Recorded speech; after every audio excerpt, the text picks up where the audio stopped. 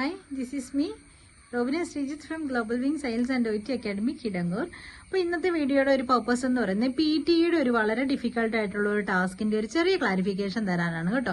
അതൊന്നുമല്ല, റീഡിങ്ങിൽ നമുക്കൊരു ടാസ്ക് ഉണ്ട്. എല്ലാവർക്കും അറിയാം ആ task, re order the paragraph.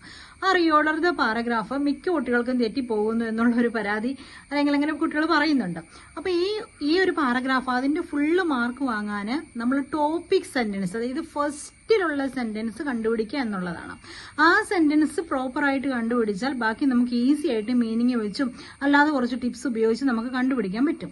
അപ്പൊ അതിന്റെ കുറച്ച് ടിപ്സ് തരാനാണ്. എങ്ങനെയാണ് നമുക്ക് how to find out the topic sentence of that particular task, അതാണ് ഇന്ന് ഡിസ്കസ് ചെയ്യാൻ പോകുന്നത്. അതിന് കുറച്ച് ടിപ്സ് ഉണ്ട്. ഒന്നാമത്തെ കാര്യം നിങ്ങൾ ശ്രദ്ധിക്കേണ്ടത്, ആ ഒരു സെന്റൻസിൽ, നിങ്ങളുടെ ടോപ്പിക് സെന്റൻസിൽ തീർച്ചയായിട്ടും ഒരു പ്രോപ്പർ നൗൺ ഉണ്ടായിരിക്കും. പ്രോപ്പർ നൗൺ എന്ന് പറഞ്ഞാൽ നിങ്ങൾക്ക് എന്താണെന്ന് അറിയാലോ, ഏതെങ്കിലും ഒരു കൺട്രിയുടെ പേരോ, name of A person or name of A place or name of something, അങ്ങനെ പ്രോപ്പർ ആയിട്ടുള്ള ഒരു നൗൺ ഉണ്ടെങ്കിൽ ഡെഫിനറ്റ്ലി അത് നിങ്ങളുടെ ടോപ്പിക് സെന്റൻസ് ആയിരിക്കും.